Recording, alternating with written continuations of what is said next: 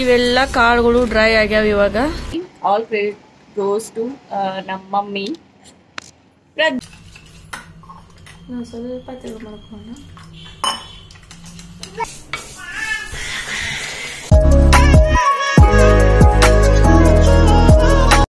Hello, good morning. Welcome to my channel Savitri Sunita vlogs. ಇವತ್ತು ಮುಂಜಾನೆಯೇ ವ್ಲಾಗನ್ನು start ಮಾಡ್ಕೊಂಡಿದ್ದೀನಿ. ಬಾಂಡೆನೆಲ್ಲ ತಿಕ್ಕಿ ಹಾಗೆ ಬರ್ಷನ್ ಕಟ್ಟಿ ಮೇಲೆ ನೇಟಲ್ಲಿ ಹಾಕ್ಕೊಂಡಿದ್ದೆ. ಇನ್ನೂ ಜೋಡಿಸಿ ಇಟ್ಕೊಂಡಿರಲಿಲ್ಲ.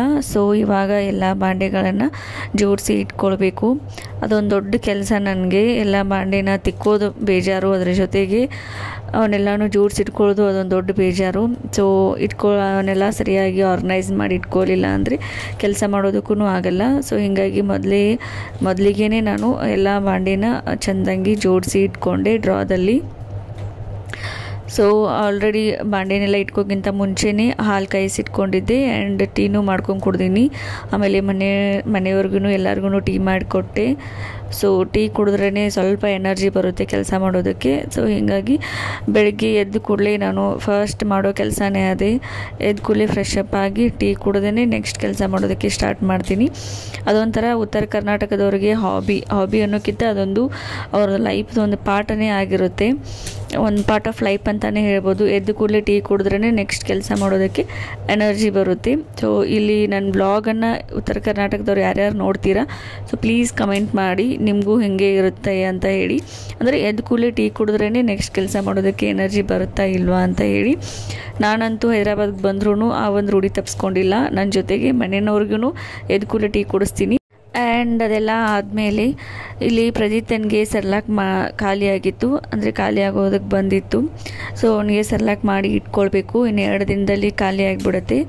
ಅದೊಂದು ಮಿಲೆಟ್ ಮಿಕ್ಸ್ ಪೌಡರ್ ಇರಲಿಲ್ಲ ಅಂತ ಅಂದರೆ ಮಾರ್ನಿಂಗ್ ಅವನಿಗೆ ಏನು ತಿನ್ನಿಸೋದು ಒಂದು ದೊಡ್ಡ ಕಷ್ಟದ ಕೆಲಸ ಆಗುತ್ತೆ. ಫುಲ್ ಕನ್ಫ್ಯೂಸ್ ಆಗಿಬಿಡ್ತೀನಿ ಅವನಿಗೆ ಬೆಳಗ್ಗೆ ಎದ್ದ ತಕ್ಷಣ ಏನು ತಿನ್ನಿಸ್ಲಿ ಅಂತ ಹೇಳಿ.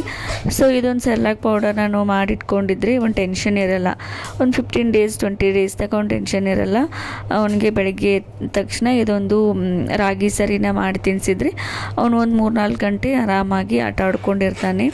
ಸೊ ಅದು ಖಾಲಿ ಆಗೋಗಿ ಬಂದಿತ್ತಲ್ಲ, ಸೊ ಹೀಗಾಗಿ ಮಾಡಬೇಕು ಅಂತ ಹೇಳಿ ನಿನ್ನೆ ನೈಟ್ನೇ ಏನು ಮಾಡಿದ್ದೆ, ರಾಗಿ ಕಾಳನ್ನು ನೆನೆ ಹಾಕಿಟ್ಟು ಒಂದು ಅರ್ಬೀಲಿ ಕಟ್ಟಿ ಇಟ್ಟಿದ್ದೆ. ಒಂದು ವೈಟ್ ಕಲರ್ ಅರ್ಬೀಲಿ ಕಟ್ಟಿ ಅದನ್ನು ಇಟ್ಟಿದ್ದೆ. ಸೊ ಬೆಳಗ್ಗೆ ಅನ್ನೋಷ್ಟರಲ್ಲಿ ಈ ಥರ ಚೆಂದಂಗಿ ಕಾಳೆಲ್ಲ ಮೊಳಕೆಗಳು ಬಂದಿದ್ದು, ರಾಗಿ ಮೊಳಕೆಗಳೆಲ್ಲನೂ ಒಡೆದಿದ್ದು. ಅದರ ಜೊತೆಗೆ ಹೆಸರು ಕಾಳನ್ನು ಏನು ಮಾಡಿದ್ದೆ, ಅವತ್ರನೂ ತೊಳೆದು ನೆನೆ ಹಾಕೋದಕ್ಕೆ ಇಟ್ಟು ಆಮೇಲೆ ಅದನ್ನು ಒಂದು ಬಿಳಿ ಬಟ್ಟೆಯಲ್ಲಿ ಹಾಕಿ ಕಟ್ಟಿ ಸುತ್ತಾಕಿ ಇಟ್ಟಿದ್ದೆ. ಸೊ ಒಂದು ಅರ್ಬಿ ದಾಟಿನೇ ಮೊಳಕೆಗಳೆಲ್ಲ ಹೊರಗೆ ಬಂದವು. ಎಷ್ಟು ಚಂದ ಮೊಳಕೆ ಕಾಳೆಲ್ಲ ಹೊಡೆದಿದ್ದು. ಸೊ ಫಸ್ಟ್ ಟೈಮ್ ನಾನು ಈ ಥರ ಕಾಳನ್ನು ಮೊಳಕೆ ಬರೆಸಿದ್ದು. ಮುಂಚೆ ಎಲ್ಲ ಊರಲ್ಲಿ ನಮ್ಮ ಮಮ್ಮಿ ಎಲ್ಲ ರೆಡಿ ಮಾಡಿ ಕೊಡ್ತಿದ್ರು ನನಗೆ. ಅವರೇ ಮೊಳಕೆ ಬರೆಸ್ಕೊಡ್ತಿದ್ರು. ಆಮೇಲೆ ಒಂದೊಂದು ಸಲ ಅವರೇ ಪೌಡ್ರನ್ನು ರೆಡಿ ಮಾಡಿ ಕೊಡ್ತಿದ್ರು. ಬಟ್ ಇಲ್ಲಿ ಹೈದರಾಬಾದ್ಗೆ ಬಂದಮೇಲೆ ಒಂದು ಸಲ ಹಾಗೆ ಮಾಡಿದ್ದೆ. ನಾನು ಜಸ್ಟ್ ಹಾಗೆ ಫ್ರೈ ಮಾಡಿ ಅವನಿಗೆ ತಿನ್ನಿಸಿದ್ದೆ. ಬಟ್ ಈ ಸಲ ಮೊಳಕೆ ಬರೆಸಿನೇ ಮಾಡಬೇಕು ಅಂತ ಹೇಳಿ ಈ ಥರ ಮಾಡೋದಕ್ಕೆ ಟ್ರೈ ಮಾಡ್ತಾಯಿದ್ದೀನಿ. ಸೊ ರಾಗಿ ಕಾಳನ್ನು ಮೊಳಕೆ ಬಂದಿದ್ದು, ಅದ್ರ ಜೊತೆಗೆ ಹೆಸರು ಕಾಳನ್ನು ಮೊಳಕೆನೂ ಬಂದಿದ್ದು. ಸೊ ನಾನು ಏನು ಮಾಡ್ತೀನಿ, ಇವಾಗ ಬಿಸಿಲಿಗೆ ಒಣಗೋದಕ್ಕೆ ಹಾಕಿ ಇಡಬೇಕು. ಇದರ ಜೊತೆಗೆ ಇನ್ನೂ ಕೆಲವೊಂದು ಕಾಳುಗಳನ್ನು ಆ್ಯಡ್ ಮಾಡ್ತೀನಿ. ಇಲ್ಲಿ ನೋಡ್ರಿ ಎಷ್ಟು ಚಂದ ಮೊಳಕೆಗಳೆಲ್ಲ ಬಂದವು ಅಂತ ಹೇಳಿ. ನೋಡೋದಕ್ಕೆ ಒಂಥರ ಚಂದ ಅನ್ನಿಸ್ತಿತ್ತು. ಥರನೆಲ್ಲ ಒಂದು ಸ್ವಲ್ಪ ತೆಗೆದಿಟ್ಟೆ. ಹಾಗೆ ಸ್ವಲ್ಪ ಉಪ್ಪು ಹಾಕ್ಕೊಂಡು ತಿಂದರೆ ಆಯಿತು ಅಂತ ಹೇಳಿ. ಆ್ಯಂಡ್ ಅದ್ರ ಜೊತೆಗೆ ಮತ್ತು ಸ್ವಲ್ಪ ತೊಗರಿ ಕಾಳನ್ನು ಹಾಕ್ಕೊಂಡೆ. ತೊಗರಿ ಕಾಳೇನು ಜಾಸ್ತಿ ಹಾಕ್ಕೊಳ್ಳಿಲ್ಲ, ಅವನಿಗೆ ಎಸಿಡಿಟಿ ಆಗ್ಬೋದು ಅಂತ ಹೇಳಿ ಸ್ವಲ್ಪ ತೊಗರಿ ಕಾಳನ್ನು ಹಾಕ್ಕೊಂಡೆ. ಅದ್ರ ಜೊತೆಗೆ ಒಂದು ಸ್ವಲ್ಪ ಉದ್ದಿನ ಬೇಳೆನೂ ಹಾಕ್ಕೊಂಡೆ. ಆಮೇಲೆ ಅದ್ರ ಜೊತೆಗೆ ಅಕ್ಕಿನೂ ಕೂಡ ಆ್ಯಡ್ ಮಾಡಿಕೊಂಡೆ. ಒಂದು ಬೌಲಷ್ಟು ಅಕ್ಕಿ ಹಾಕ್ಕೊಂಡೆ. ಸ್ವಲ್ಪ ಅಕ್ಕಿ ಜಾಸ್ತಿನೇ ಹಾಕ್ಕೊಂಡೆ. ರಾಗಿ ಆಮೇಲೆ ಹೆಸರು ಕಾಳು ಅಕ್ಕಿ ಇವು 3 ಹತ್ರನೂ ಸ್ವಲ್ಪ ಜಾಸ್ತಿ ಹಾಕ್ಕೊಂಡಿದ್ದೀನಿ. ತೊಗರಿ ಕಾಳು ಆಮೇಲೆ ಉದ್ದಿನ ಬೇಳೆ ಇವು 2 ಹತ್ರನೂ ಸ್ವಲ್ಪನೇ ಹಾಕ್ಕೊಂಡಿದ್ದೀನಿ. ಇವನನ್ನು ಇನ್ನೇನು ಮಾಡಬೇಕು, ಕ್ಲೀನಾಗಿ ತೊಳೆದು ಒಂದು 3-4 ಸಲ ತೊಳೆದು ಬಿಸಿಲಿಗೆ ಒಣಗೋದಕ್ಕೆ ಹಾಕಿಡಬೇಕು. ನಾನಿಲ್ಲಿ ಒಳಗಡೆ ರೂಮಲ್ಲಿ ಕಾಳುಗಳನ್ನು ಒಣಗೋದಕ್ಕೆ ಹಾಕಿದ್ದೆ. ಪಾರಿವಾಳಗಳು ಏನು ಮಾಡಿದ ಒಳಗಡೆನೇ ಬಂದುಬಿಟ್ಟಿದ್ದಾವೆ ಮನೆಯಲ್ಲಿನೇ. ಇಲ್ಲಿ ನೋಡ್ರಿ ನನ್ನ ಮಗ ಏನು ಮಾಡತ್ತನು, ಅವನಿಗೆ ಅಂತ ಹೇಳಿ ಸರ್ಲಾಕ್ ಮಾಡೋದಕ್ಕೆ ಅಂತ ಹೇಳಿ ಕಾಳುಗಳನ್ನು ಎಲ್ಲ ತೊಳೆದು ಒಣಗಿಸೋಕೆ ಹಾಕಿಟ್ಟಿದ್ನಿ ಇಲ್ಲಿ ಹೊರಗಡೆ. ಆ್ಯಕ್ಚುಲಿ ಇಲ್ಲಿ ಬಿಸಿಲಿಗೆ ಅಂತ ಹೇಳಿ ಇಟ್ಟಿದ್ನಿ. ಇಲ್ಲೇನು ಇದೆಲ್ಲ ಕಾಣಿಸತ್ತವಲ್ಲ, ಈ ಒಂದು ಕಿಟಕಿಲೇ ಪಾರಿವಾಳಗಳೆಲ್ಲ ಬಂದು ತಿನ್ನಕತ್ತು ಇಲ್ಲೆಲ್ಲ ಒಳಗೆ ಬಂದ. ಸೊ ಹಿಂಗಾಗಿ ಬ್ಯಾಡ್ ಅಂಥೇಳಿ ಫ್ಯಾನ್ ಕೆಳಗಡೆನೆ ಇಟ್ಟಿದ್ದೆ. ಫ್ಯಾನ್ ಕೆಳಗಡೆ ಒಣಗೋದಕ್ಕೆ 3-4 ದಿನ ಆಯಿತು. ಆ್ಯಕ್ಚುಲಿ ಇದನ್ನ ಬಿಸಿಲಿಗೂ ಒಣಗಿಸ್ಬಾರ್ದವು.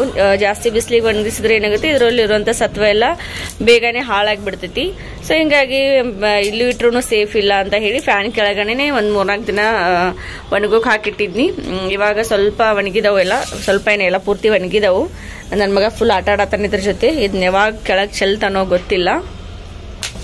ಏ ಅಪ್ಪಾಜಿ ಹಂಗೆ ಮಾಡಬಾರ್ದಪ್ಪ, ಇದು ನಿನ್ಗೆ ಕನೋ ಸೆರ್ಲಾಕ್ ಮಾಡೋದಕ್ಕೆ, ನಿಂಗೆ ತಿನ್ನಾಕ ಎಲ್ಲ ರೆಡಿ ಮಾಡಿ ನಿಂಗೆ ತಿನ್ನಿಸ್ತೀರ ಬಂಗಾರ.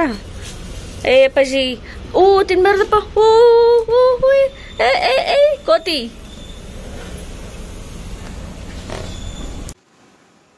ಹಾಯ್, ನಾನು ಪ್ರದೀಪ್ತ ಇಬ್ರು ನಮ್ಮನೆ ಬಾಲ್ಕನಿಯಲ್ಲಿ ಕುತ್ಕೊಂಡು ದೋಸೆ ತಿನ್ನತ್ತೀವಿ. ನನ್ನ ಮಗನಿಗೆ ದೋಸೆ ಮಾಡಿದ್ದೆ, ಸೊ ಅವನಿಗೆ ದೋಸೆ ತಿನ್ಸಾತೀನಿ. ಆ್ಯಕ್ಚುಲಿ ಅವನಿಗೆ ನಾ ಯಾವಾಗಲೂ ಮಿಲೆಟ್ ದೋಸೆನ ತಿನ್ನಿಸ್ತಿದ್ದೆ. ಸೆರ್ಲಾಕ್ ಏನು ಮಾಡ್ತೀನಲ್ಲ, ಎಲ್ಲ ಥರ ಸಾರನ್ನು ಕೂಡಿಸಿ ಏನು ಸೆರ್ಲಾಕ್ ಮಾಡಿರ್ತೀನಿ ಅದರದ್ದು ಒಂದು ದೋಸೆನ ಮಾಡಿ ತಿನ್ನಿಸ್ತಿದ್ವಿ. ನಮ್ಮ ಮಮ್ಮಿ ಏನು ಮಾಡಿದ್ರು, ಒಂದು ಬೇರೆ ದೋಸೆ ರೆಸಿಪಿನ ಹೇಳ್ಕೊಡ್ತೀನಿ, ಡೈಲಿ ಅವನಿಗೆ ಈ ಥರ ದೋಸೆನ ಮಾಡಿ ತಿನ್ನಿಸು ಅಂತ ಹೇಳಿದ್ರು. ಜೋಳದ ದೋಸೆ ಅಂತ ಹೇಳಿ. ಆಲ್ಮೋಸ್ಟ್ ಎಲ್ಲರೂ ಮಾಡ್ತಾರೆ ಜೋಳದ ದೋಸೆನ, ಬಟ್ ನಾನು ನನ್ನ ಮಗನಿಗೆ ತಿನ್ನಿಸಿರ್ಲಿಲ್ಲ. ಇದನ್ನ ಏನಿಲ್ಲ, ಜಸ್ಟ್ ಜೋಳದ ಹಿಟ್ಟು ಆಮೇಲೆ ಗೋಧಿ ಹಿಟ್ಟು ಎರಡನ್ನು ಕೂಡಿಸಿ ಈ ಒಂದು ದೋಸೆನ ಮಾಡಿ ತಿನ್ನಿಸೋದು. ಒಂದ್ಸಲ ತಿನ್ನಿಸಿದ್ವಿ ಪ್ರದೀಪ್ನಂಗೆ, ಅವ್ನು ಇಷ್ಟಪಟ್ಟು ತಿನ್ನತಾನೆ ದೋಸೆ. ಸೊ ಹೀಗಾಗಿ 2 ದಿನಕ್ಕೊಮ್ಮೆ 3 ದಿನಕ್ಕೊಮ್ಮೆ ಇದನ್ನ ಮಾಡಿ ಅವನಿಗೆ ತಿನ್ನಿಸ್ತಾ ಇರ್ತೀನಿ. ಈಸಿಯಾಗಿದೆ ರೆಸಿಪಿ. ನಾನು ಈ ಒಂದು ರೆಸಿಪಿನ ನಿಮ್ಮ ಜೊತೆ ಶೇರ್ ಮಾಡ್ಕೊಂಡಿನಿ ಈ ಒಂದು ವಿಡಿಯೋದಲ್ಲಿ. ಸೊ ಪ್ಲೀಸ್ ಪೂರ್ತಿಯಾಗಿ ಈ ಒಂದು ವಿಡಿಯೋನ ಚೆಕ್ ಮಾಡಿ. ಇದು ಆ್ಯಕ್ಚುಲಿ ನಮ್ಮಮ್ಮ ಹೇಳಿಕೊಟ್ಟಿರೋ recipe. All credit goes to ನಮ್ಮ ಮಮ್ಮಿ. ಜೋಳದ ಹಿಟ್ಟು ಆಮೇಲೆ ಗೋಧಿ ಹಿಟ್ಟು ಎರಡನ್ನು ಮಿಕ್ಸ್ ಮಾಡಿರೋದು 2 ಸ್ಪೂನ್ ತೊಗೊಂಡಿದ್ದೀನಿ. 1 ಸ್ಪೂನು ಜೋಳದ ಹಿಟ್ಟು ಆಮೇಲೆ ಒಂದು ಅರ್ಧ ಸ್ಪೂನು ಗೋಧಿ ಹಿಟ್ಟು ಮಿಕ್ಸ್ ಮಾಡ್ಕೊಂಡಿದ್ದೀನಿ. ಸೊ ಅದನ್ನ 2 ಸ್ಪೂನ್ ತೊಗೊಂಡಿದ್ದೀನಿ ನಾನಲ್ಲಿ.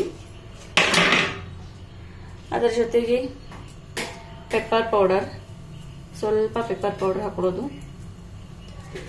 ಆಮೇಲೆ ಸ್ವಲ್ಪ ಜೀರಾ ಪೌಡರ್ನ ಹಾಕೋತಾ ಇದ್ದೀನಿ ಸ್ವಲ್ಪ. ಅದರ ಜೊತೆಗೆ ಸ್ವಲ್ಪ ಉಪ್ಪನ್ನ ಹಾಕೊಳ್ಳೋದು. ಸಾಕು, ಇಷ್ಟೇ.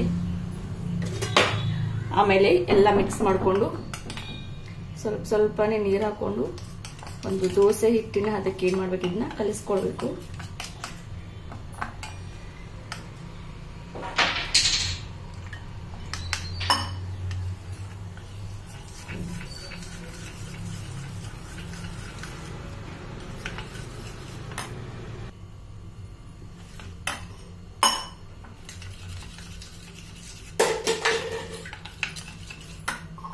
ನಾವು ಸ್ವಲ್ಪ ತೆಳು ಮಾಡ್ಕೊಂಡು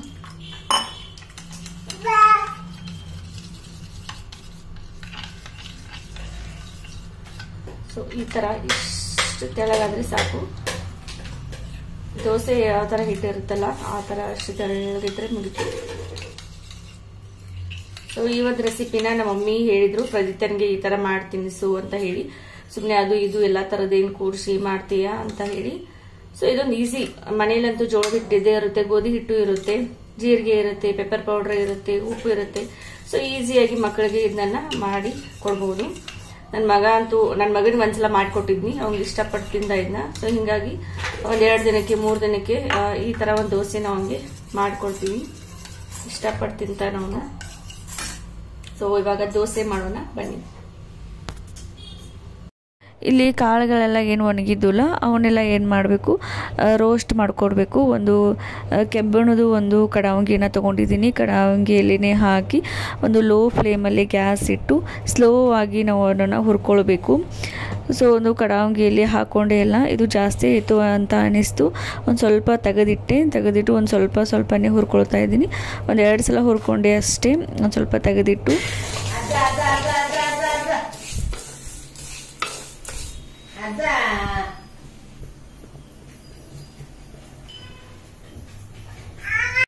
ಇಲ್ಲಿ ಎಲ್ಲನೂ ಫ್ರೈ ಮಾಡಿಕೊಂಡು ಮಿಕ್ಸರ್ಗೆ ಹಾಕಿ ಪೌಡ್ರ್ ಮಾಡಿ ಇಟ್ಕೊಂಡಿದ್ದೀನಿ. ಇದು ರಾಗಿ ಹಿಟ್ಟು, ಆಮೇಲೆ ಇದು ಸೆರ್ಲಾಕ್ ಪೌಡರು.